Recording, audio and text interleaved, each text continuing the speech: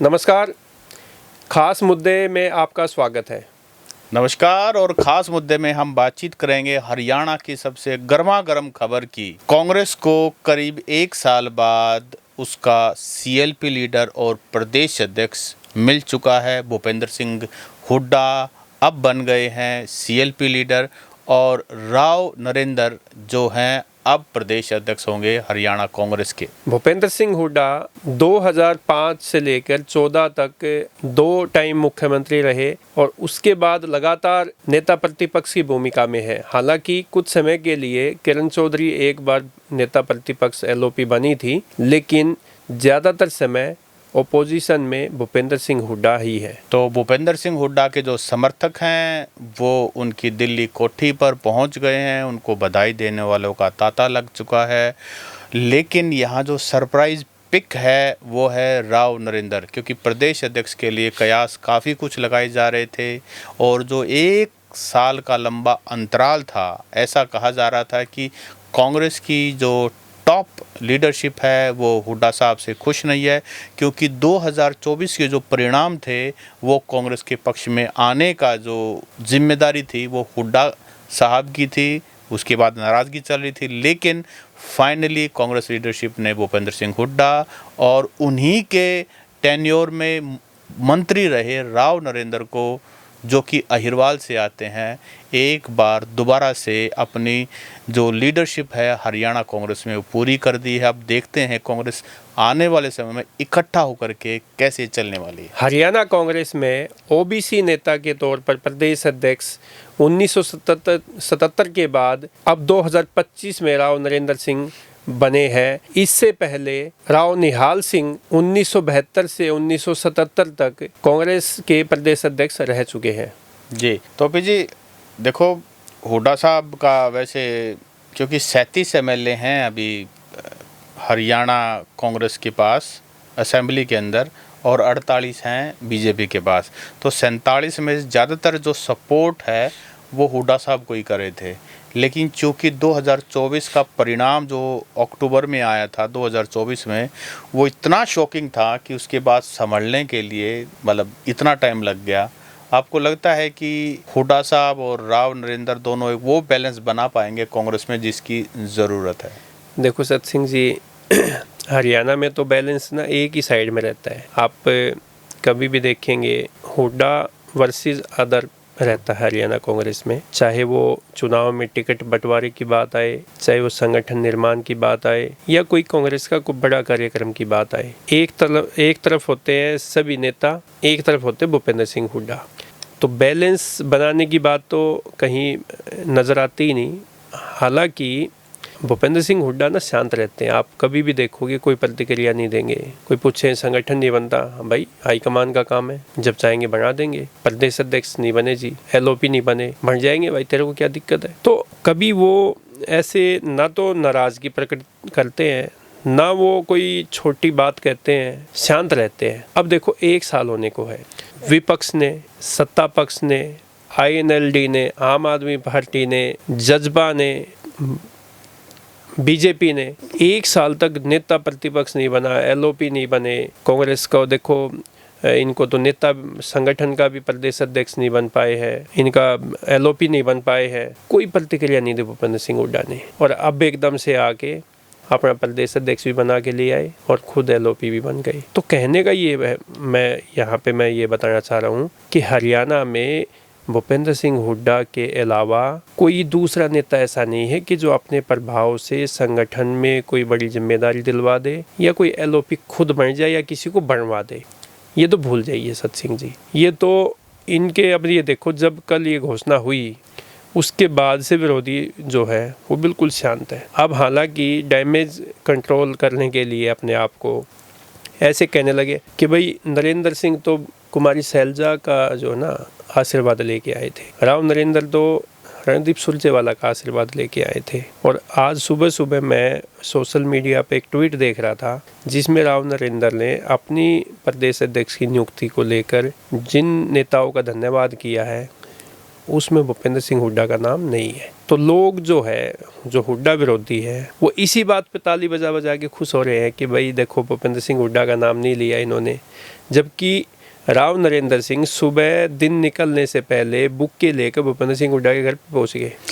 देखिए, एक ना लॉ ऑफ अट्रैक्शन होता है, यानी कि जिसके बारे में सबसे ज़्यादा बात होती है ना, वही चीज़ आपके जीवन में घटित होनी शुरू हो जाती है। हरियाणा की राजनीति में लॉ ऑफ अट्रैक्शन का फॉर्मूला काम कर रहा है। वो लॉ, क्योंकि हरियाणा की राजनीति में सबसे ज़्यादा, ये सरकार बीजेपी की है, लेकिन सबसे ज़्यादा बात होती है भूपेंद्र सिंह हुड्डा और दीपेंद्र सिंह हुड्डा की। बीजेपी हो, जेजेपी हो, आईएनएलडी हो, आम आदमी पार्टी हो, कोई भी हो, बाबू बेटा भूपेंद्र दीपेंद्र यही रटते रहते हैं, और जबकि उनके विरोध में रटते हैं। लेकिन सबसे ज़्यादा बात इनकी हुई तो देखो ये दोबारा से हुड्डा साहब फिर दोबारा से मजबूत हो गए।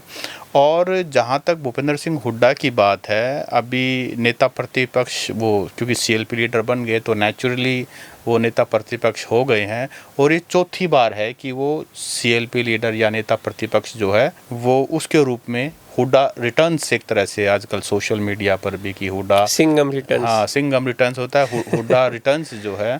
और यहाँ ना जो जिस शख्स के बारे में ज़्यादा हमारे ऑडियंस जानना चाहेंगे वो है राव नरेंद्र। राव नरेंद्र नारनौल महेंद्रगढ़ से चुनाव लड़ते आए हैं, और 2009 में उन्होंने पहला चुनाव लड़ा था।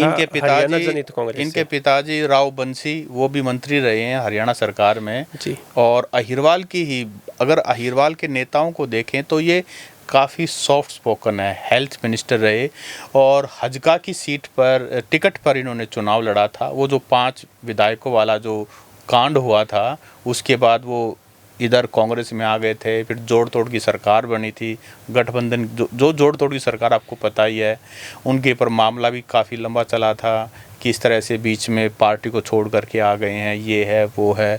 तो कहने का मतलब ये है कि राव नरेंद्र जो हैं हजका के वहाँ से उन्होंने चुनाव लड़ा, उसके बाद भूपेंद्र सिंह हुड्डा के उसमें हेल्थ मिनिस्टर बने, और जब ये शायद 2013 की बात है, इन पर स्टेट विजिलेंस में किसी ने इन पर सीएलयू की भी एक आरोप लगाया इनके ऊपर, गलत सीएलयू करवाने की, गलत सीएलयू के बदले में पैसा मांगना, ऐसे कुछ आरोप लगाए। उसमें एफआईआर भी दर्ज हुई, और लेकिन इस मामले में राव नरेंद्र ने साफ साफ जो है इसको सिरे से खारिज किया कि ये उनकी इमेज को डेंट करने की या उनके खिलाफ षड्यंत्र है। इस तरह की पॉलिटिकल कंट्रोवर्सी आपको पता ही होती भी रहती हैं, वो अभी मामला विचाराधीन है।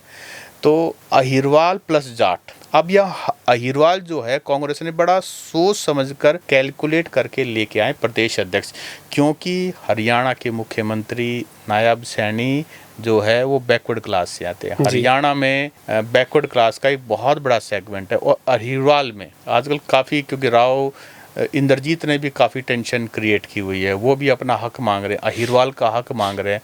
तो वहाँ से एक नेता को लेके आना जो सॉफ्ट स्पोकन है, हुड्डा ग्रुप से आते हैं और मंत्री भी रहे हैं, उनके पिताजी भी मंत्री रहे हैं। अहिरवाल 5% जो है ना वोट शेयर अहिरवाल का भी है। तो ऐसे में जाट प्लस अहिर कितना कुछ बड़ा कर पाते हैं, ये एक बात और भी सचिन जी, ये भी एक जैसे ना एक बहुत ही यूनिक सा गठजोड़ बना है ये अहिर और जाट का, क्योंकि हरियाणा की राजनीति आप देखोगे तो जिधर जाट होते हैं यादव अहिर जो है वो उसके उलट होते हैं। कोई एजिटेशन होगा जिसमें जाटों की भूमिका ज़्यादा होगी, अहिरवाल जो है वो बिल्कुल उस एजिटेशन से, उस घटनाक्रम से बिल्कुल दूर रहते हैं। किसान आंदोलन की बात कीजिए तो आप देखोगे दक्षिण हरियाणा में कोई भी एजिटेशन नहीं हुआ, कोई विरोध प्रदर्शन नहीं हुआ, एसवाईएल की बात हुई, जबकि एसवाईएल का फ़ायदा जो है अहिरवाल को ही होना है सबसे ज़्यादा। तो कहने की बात है कि जाट और अहिरवाल में ना 36 का आंकड़ा बताते हैं, यहाँ के लोग कहते हैं, इतिहास कहता है। दोनों एक कृषि समाज से संबंध रखते हैं ज़्यादातर, वो भी कृषि, वो भी देखो फौज में वो जाते हैं, फौज में जाट जाते हैं, किसानी वो करते हैं, किसानी यहाँ बड़े लोग करते हैं। वैसे देखो इनका ऑक्यूपेशन एक ही है, लड़ाक के है, सारी ये कह सकते हैं। सारी चीज, हाँ बिल्कुल वीरों की भूमि है। रेवाड़ी, महेंद्रगढ़, नारनौल, ये जो इलाका है ना, नांगल चौधरी, वीरों की भूमि है। कितनी शहीदी दी है इन लोगों ने। और इधर ये जाटलैंड भी ऐसा ही है। लेकिन दोनों की आपस में हिस्टोरिकली जो है वो पता नहीं जो भी कारण रहे होंगे, लेकिन हिस्टोरिकली कभी इकट्ठा इनका मिलन नहीं हुआ। कांग्रेस ने 1970 के बाद 77 के बाद ये पहली बार प्रयास किया है, राव निहाल सिंह के बाद। और वैसे भी 2014 में बेशक राव इंद्रजीत बीजेपी में चले गए, उनको मंत्री बनाया गया। आज उनकी बेटी भी हरियाणा सरकार में मंत्री है, लेकिन वो भी अहिरवाल को गर्म रखते हैं अपने मतलब आप जिस तरह से वो मतलब अपने इलाकों में, अपने लोगों के बीच में अपनी प्रेजेंस रखते हैं, अपने दिखाने के लिए। से वो सीएम की प्रेजेंस में काफ़ी कुछ कहते हैं, कभी इंटरव्यूज़ में कह जाते हैं, कभी डिनर डिप्लोमेसी करते हैं, काफ़ी कुछ होता है। तो मुझे ये लगता है कि अहिरवाल के अंदर पोटेंशियल दिखता है कांग्रेस को कि अगर इन लोगों को हम मनाने में कामयाब रहे तो सत्ता वापसी हो सकती है।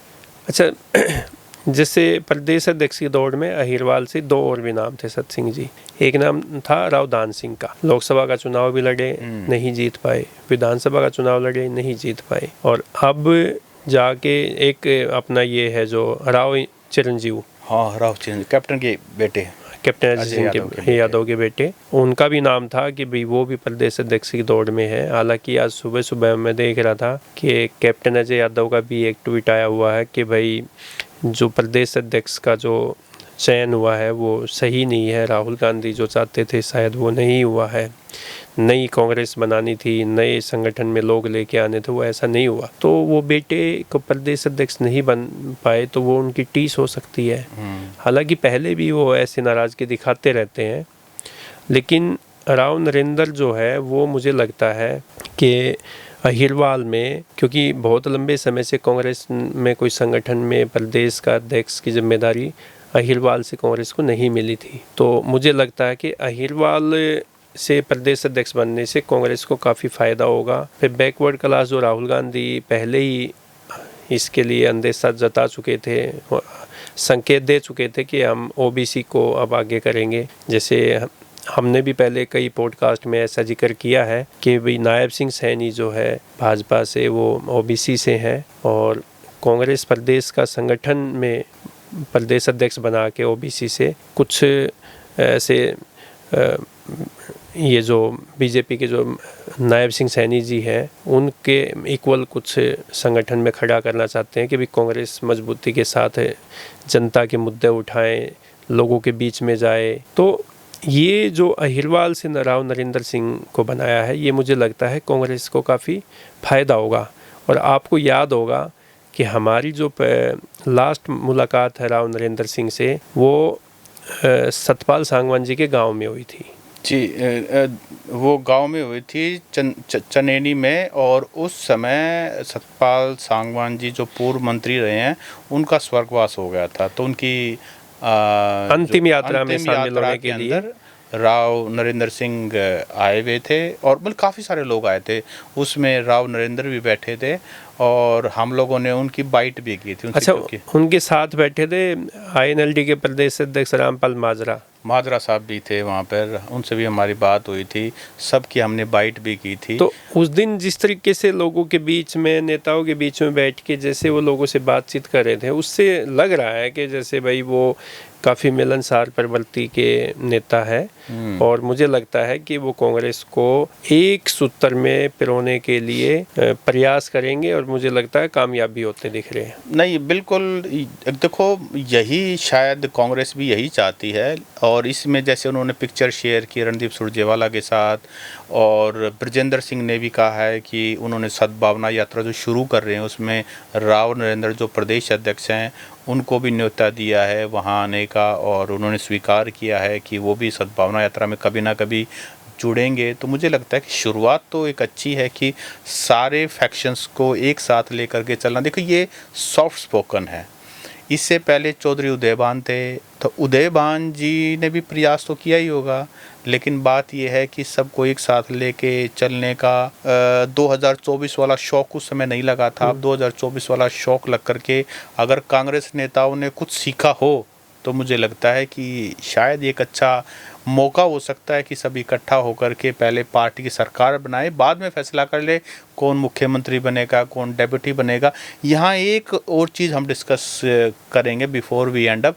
वर्किंग प्रेसिडेंट भी, स्टेट प्रेसिडेंट भी कांग्रेस एक दो दिन में ही उनकी अनाउंसमेंट हो सकती है। वैसे तो जो नाम अभी तक वर्किंग प्रेसिडेंट के लिए सामने आए हैं वो एक तो खरखोदा से पूर्व विधायक हैं जयवीर वाल्मीकि, उनका कार्यकारी अध्यक्ष बनना लगभग तय है।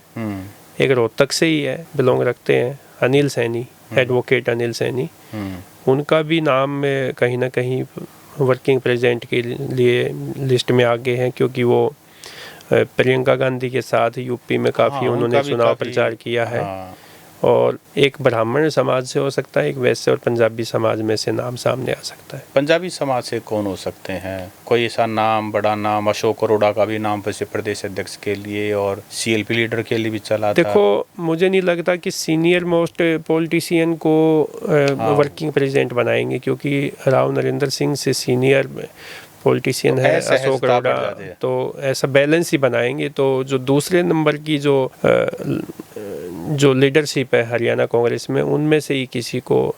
और ब्राह्मण में से कौन हो सकते हैं? ब्राह्मण में से मुझे लगता है कि नीरज शर्मा का भी नाम हो सकता है। और अपने बादली वाले विधायक हैं। नहीं, बादली वाले विधायक मुझे नहीं लगता कि वो वर्किंग प्रेसिडेंट बनने में इच्छुक होंगे। हालांकि उनको ऑफर, जहां तक मुझे कांग्रेस के कई नेताओं से बातचीत हुई है, तो वर्किंग प्रेसिडेंट के लिए कुलदीप वत्स का नाम भी हाई कमान ने सुझाया था कि भाई इनको प्रदेश में वर्किंग प्रेसिडेंट बनाया जाए। लेकिन अभी जो है उनके पास, वो पंजाब में भी संगठन सर्जन के काम में जुटे हुए हैं, इससे पहले बिहार में भी उन्होंने काफ़ी काम किया, और वो खुद भी इच्छुक नहीं है। क्योंकि देखो, यहाँ से भूपेंद्र सिंह हुड्डा एलओपी बने हैं, वो झज्जर के बादली से संबंध रखते हैं, और उनके साथ में लगते जैसे झज्जर, रेवाड़ी, नारनौल जो है, वहाँ से प्रदेश अध्यक्ष है। तो मुझे लगता है कि ऐसे बैलेंस बनाने के लिए कोई जीटी रोड बेल्ट से भी एक नाम सामने आ सकता है, कोई